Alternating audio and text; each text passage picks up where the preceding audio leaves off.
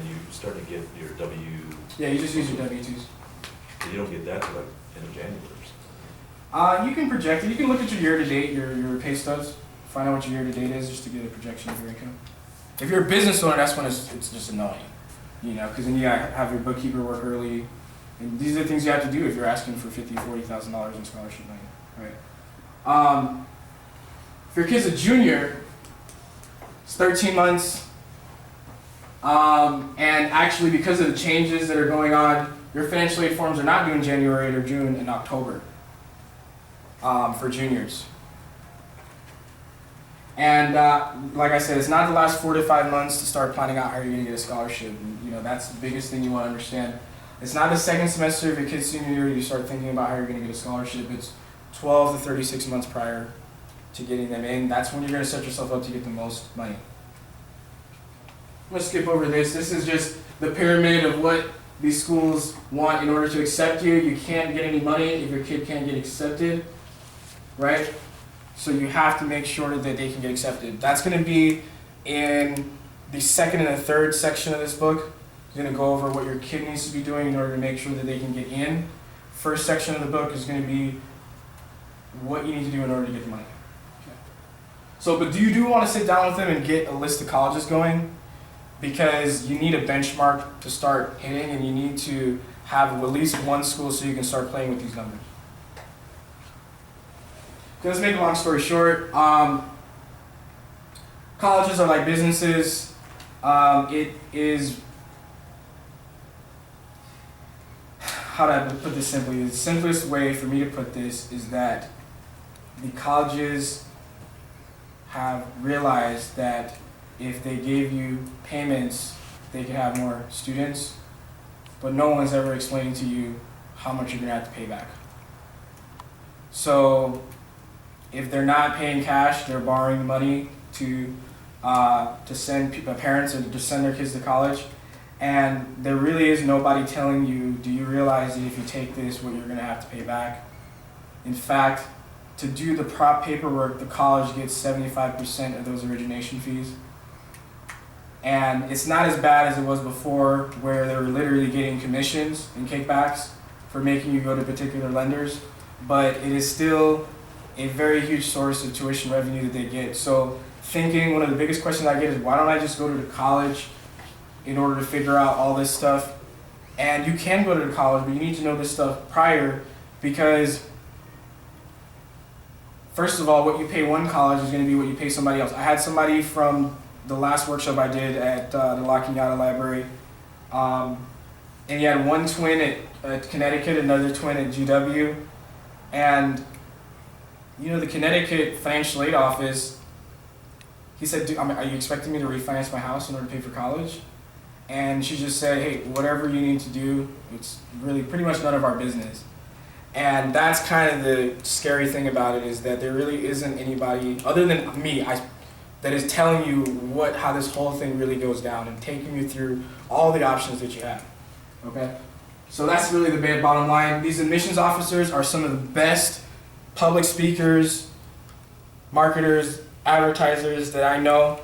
They spend so much money trying to put a lazy river and nice buildings at their college to get your 16, 17-year-old child to fall in love with their college.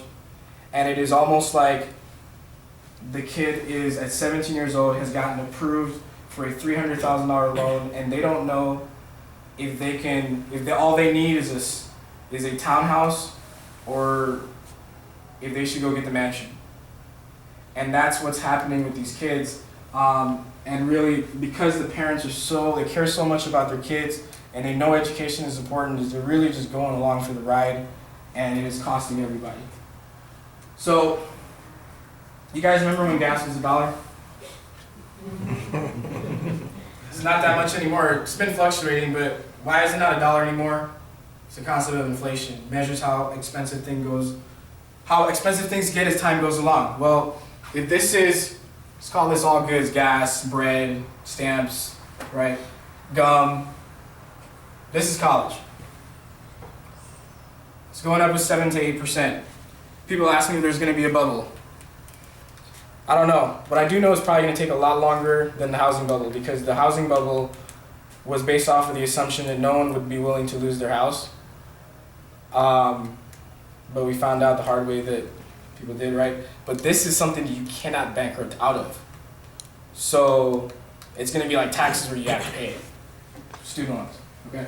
So that means it doubles every 10 years. So if you went to UCLA 3 years ago, or 10 years ago, 30 years ago, let's play a little game, which is how much does USC cost per year now? 90, what I heard. $90,000. Is that right? $50,000. Can I get a 65. 65? 65, can we? Yeah, 67. Oh, okay. Okay, I update these slides literally every year. Last year was like 65. Next year it's gonna be 69. This is what it is, right? Okay. Berkeley, right now, 35. Very good. About 33. Okay. So we're talking about per year though, right? Okay. Cal Poly SLO for people in this state. 20 something, 25, 28. 24. Not bad, no? University of Washington. 30. 30. No. This, if you're from California. Oh, it's way more. So I'm gonna say 35. 70, 35, 48. Okay. Yeah. 48 out of state tuitions. 24 if you're from Washington. Okay. So, you know, the numbers in the parentheses are really important. That's what is called cost of attendance. Cost of attendance is a yearly cost to attend any university. They all measure it based on cost of attendance. And it includes tuition, books, room and board, supplies, so forth. Excuse me. I was told that that did not include the room board or books. Which, Berkeley? The 30, yeah. No, that includes. It's actually, it's funny because it's actually the real estate, the housing is more expensive now than the actual tuition at some of these state colleges. So if you look at a UCLA bill, it should be on there. If you got one of these, Yeah. you can find, I think there's a UC in there. Okay. And yeah, there's UCSD. And you know, the tuition will be like 12 grand, the housing will be like 10. So how are parents paying for this? Well, Okay, that's one way. Refi. grants. Refis, grants, scholarships, work study. Getting an extra job. Getting an extra job. There is a little meme that I wanted to use, but it was great because it showed you that in the 1970s, you only had to work 5 hours, I think it was 5 hours a day in order to cover the tuition at Yale. These days, you have to work 17 hours a day at minimum wage to cover the tuition at Yale.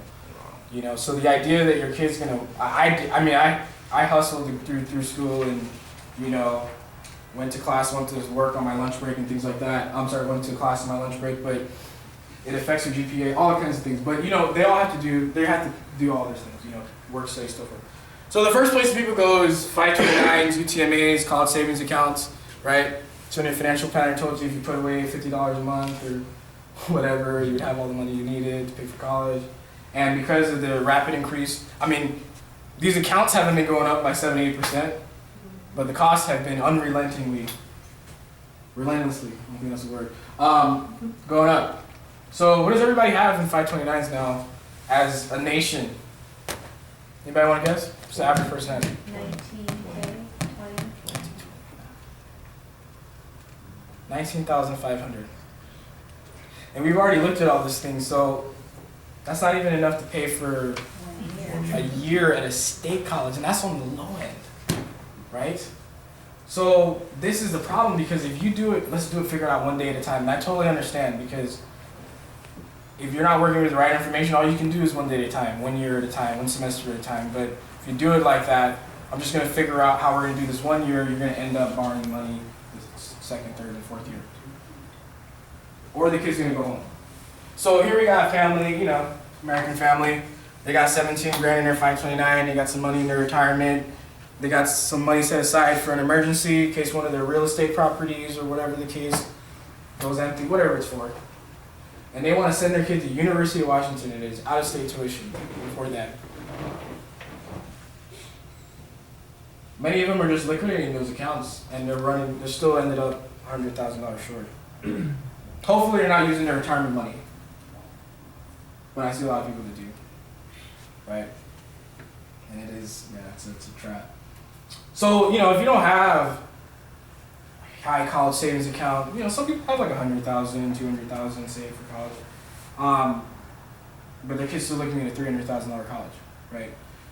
So, if you don't have the money saved and accumulated and all that kind of stuff, then you take the payment plan. Don't worry, we have payments. You can pay us per month, you can pay us per quarter, whatever it is. It's the quarterly payment at UCLA, $8,000. Well, $10,000 a quarter, right? Because you got 3 periods, and $30,000, $10,000 a quarter, right? The private schools, some of these schools have monthly plans, and some parents can do it. Why? Why can they do it? They can do it because they're already paying $20,000, $30,000 for Loyola, Harvard Westlake, whatever it is. But, all these colleges are more expensive than that, and if they have 2 kids going in, they're literally spending almost $100,000 a year on tuition. And that's what I learned when I started going to Beverly Hills. I'm like, wow, I'm spending $100,000 just on tuition, not even taxes. So, and then, if the parent doesn't have like that kind of cash flow, who has an extra $4,500, a month to put on college tuition? So they borrow, okay? And they have that loan for 10 years. Not 30 years, 10 years. 7.1%. So this is 1/3 your mortgage, and this is twice the rate. So imagine if your mortgage company called you and said, hey, I know we gave you a 30-year loan at, 4%, but, we're going to have to increase that rate to 7.1, and we need the money back in 10 years, not 30. So that's how you can get student loan payments that are actually higher than mortgage payments. Okay? And you can't borrow it all at one time. You can't borrow $200,000 for all 4 years up front if you're going to do the student loan, parent loan route. Okay? Because these loans are for parents. Okay? The 7.1% rate is for a parent loan. The loans are higher for students. So you can, you got to borrow just the first year, $48,000. 10 years, that's $584 a month. Okay, I can do that. But then next year, you got to borrow it again. Now you got 2 loans. They want $1,168 a month. Third year, $144,000. Now they want $1,752 a month. 10 years. Senior year, you got the whole load. If you're finished. Because there's so many people that by here, they're just pulled their kid out. Okay? I'll just be frank with you. $2,300 a month. Very rarely do I, sit down with a parent who is at this stage. Because there isn't too much I can do. There is somebody that, that does help in these situations. Unfortunately, she's around, but this is when they start picking up smoking. This lady, her kid told me that my mom's starting to smoke because this is coming due next month and she doesn't know what she's going to do. So 5 years after the kids graduated college, they're still paying $2,300 a month. And then finally, they're going to pay it off and it's going to go down to $1,752. But 5 years after the kids graduated college, you're probably in your, late 50s? Some of you, mid-60s, right? This is when you should be saving $2,300 a month, not paying it back. So they paid back $273,000 if they did it over 10 years. That's $80,000 in interest, that's another 2 years in interest. A lot of people ask me, why don't the students take out the loans? Because it's 13% if they can get approved for it without a cosigner, right? So this got this kid, the five-figure loan, student loan debt on his back. He's in his 20s and 30s, and he says, Mom and Dad says, hey, move back home. Kids today are so lazy and irresponsible. Your mother and I started out with nothing. And the kid's, holding this debt on his back, and he's saying, trust me, I wish I would have started out with nothing. Because he's starting out in the negative, right? And the biggest thing that really, for me, I'm so practical when it comes to making sure that a kid understands about money because it's going to be the first time they go through this, and they will be offered credit cards as soon as they turn 18 years old. Okay, so they need to understand what that payment is going to be, and before they want to send, before they want to go to the most expensive college for them. So private scholarships. I used to carry around this big, like, thick book. It was like a database of scholarships of all over the country, and you might as well be buying lotto tickets for me, okay? And I'm speaking from you from experience. I've applied to the American Legion, to the Jackie Robinsons, to the Bill Gates. That was what I spent so much time doing. It was not, I had no business applying there, because not only were most of those scholarships pretty much for people that had straight A's, highest SAT scores humanly possible, but many of them were getting scholarship applications from all over the world, right? So now the chances of winning one of those, it's easier to get into Yale and Harvard than it is to win one of those scholarships. Not only that, but fastweb.com, scholarships.com, they're advertising $1 billion. There's about, in free money, about $80 billion offered, and these private schools, private scholarships are about 5 to 7% of that money. You know, I'm going to come out with a scholarship, right? But most of these scholarships are $2,500. They're not full ride scholarships. Yeah, Bill Gates can give one out. You know, Coca-Cola can give one out. U.S. Bank, all these places can give one out. But they're only $250 to pay the whole thing. So why am I telling you this? I'm telling you this because the universities are the richest institutions next to, you know, the Catholic Church and McDonald's and those places. They have the money to give you, and most of their attitude is, if you can show me somebody that I'm willing to pay for, I'll pay for it. I'll give you some kind of money. Sometimes it's all. Okay, I'm gonna skip over this, but like I said, it's taken 3 years to finish from GCC at best. If you don't believe me, go to PCC, tap someone in the shoulder, ask them how long they've been there. And many of them will not tell you that they've been there for a year or two. Opportunity cost, so forth. Okay, so people that think their income is too high, income is one of the factors that are determined. Some of these scholarships are not looking at your income when they talk about that. Grades are too low. The financial aid office and the admissions office are two separate departments. If you can get in here, we can give you the money. Right? That's why I got into BU. I barely got in with a 2.8. How did I get in? I don't know. I guess my essay was pretty good, but I still haven't met anybody that got as much money as I did. Right? I was not one of their top candidates. Okay, I own a home. You know, yeah, sometimes you got a fully paid off house, and that's all you have. You could put, you know, there could be colleges that will, you know, you think that, you know, you qualify because that's the only thing you have, but actually, if the school is listing that as an asset for you, you know, yeah, they could ask you for full price. I'm dealing with a few situations like that. But for the most part, most colleges don't look at your home equity, so you can live in San Marino, have like a $2 million house, and, you know, we get it all the time. And so that is one factor. It's a huge myth thinking that because you live in Redondo Beach and Hermosa Beach and Manhattan Beach or whatever beach, that you have no business applying. No, it's based on a lot of other factors that determine how much you qualify for.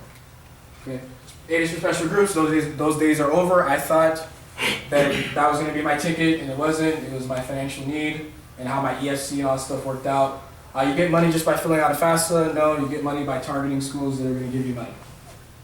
Colleges are here to help. We talked about that. Colleges because it's a competitive environment, even though they're nonprofits, there are so many of them that it is almost like a business, and the people that answer the phone are not qualified to tell you how your best option on paying for college. Okay, it's usually a work-study student. I might hire a work-study student one day, actually. You know, that'd be actually a really smart idea. I'll think about that. Okay, so here's the important part. This is where you really want to be dialed in. Pay attention here. I need to show you that. Why? Because it is supposed to fuel you in order to understand how amazing it is that you're in a room that can show you how to get $40,000 to $200,000 in scholarship money, and how rare it is, and how more common it is that people took borrowed money, that people liquidated their accounts. It's just the truth. And your friends, if you're close to them, they'll tell you, but most of them will not. They won't tell you what they did. And it is not a happy ending that, yeah, we got $30,000 to go to USC, and then we refinance the other $40,000 a year in order to pay for it at the end. That's not a happy ending to me. That's not what I want you guys to go through, especially if you got elected. Okay, so this is a financial aid form. Let's talk about this one technique here. There are other techniques. It's a financial aid form. I wanted to show you the old school version because it has a lot of, about 130 questions. 80 of these questions determine your bottom line on what you have to pay. So the way you answer these questions will determine what they expect you to pay. And the thing is that all the colleges want to know what you're expected to pay. Okay? And so when you fill out this form, it calculates what you are expected to pay. That number is called your expected family contribution. Everyone in here should know their expected family contribution. So that's a starting point in all this. So if you want to know your expected family contribution, just do FinAid. FinAid has a good one. FinAid EFC calculator. And you need to know your expected family contribution. If you come to see me, that's the first thing I'm going to ask you. If you don't know it, then I'm going to have to find it out. Okay. And you file it every year like your taxes. Your EFC, it can change. One year it could be like 10,000. Next year it could be 50,000. So we want to know what it is. Okay, the number can range from $0 to $999,000. Seen them all. Your EFC is the same at pretty much every school. There are a couple of schools that ask more questions than others.